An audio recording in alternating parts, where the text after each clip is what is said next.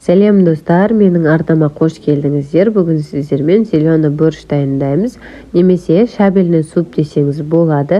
Ең алдымен сүйегі бар етті алып, суға салып, тоз қосып, піскенше осылай қайнатып аламыз. Ал енді 10 жұмыртқаны алып, суға қойып, бұны да жақсылап пісіріп аламыз.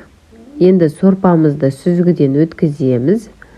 Үстінен шамамен 2 литрдей су құямыз.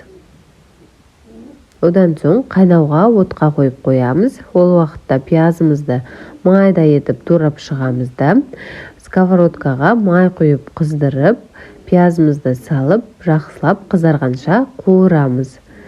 Енді сорпамыздың үстінен пиязды қосып, араластырып қойып қоямыз. Ол уақытта картопты дайындаймыз. Менде бұл жерде 8 картоп майда етіп турап шығамыз. Егер де картоптарыңыз үлкен болса, 3 танасын ғана пайдалансаңыз болады.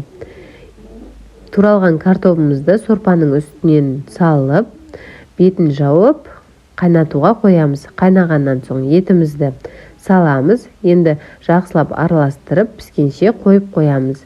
Ол уақытта шабельді жақсылап жуып, турап қоятын боламыз. Майда етіп тураймыз, сабағына дейін ғана. Және де піскен жұмыртқамызды домалақ етіп осылай кесіп шығамыз.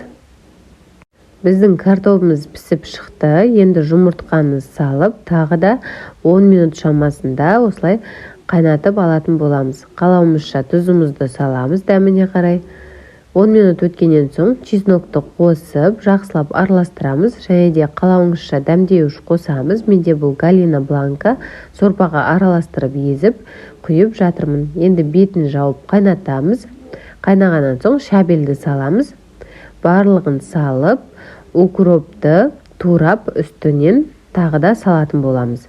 Тағы да жақсылап бір рет араластырып, 2 минуттай қайнатып, оттың астын өшіреміз. Сонымен біздің зеленый борщымыз дайын, өте дәмді болып шығады. Жасап көруге кеңес беремін. Жасалу жолы да көріп тұрғандарыңыздай өте оңай. Міндетті түрде жасап, дәмін татып көріңіз. Осылай қаймақпен және де пиязбен беретін боламыз. Ас болсын.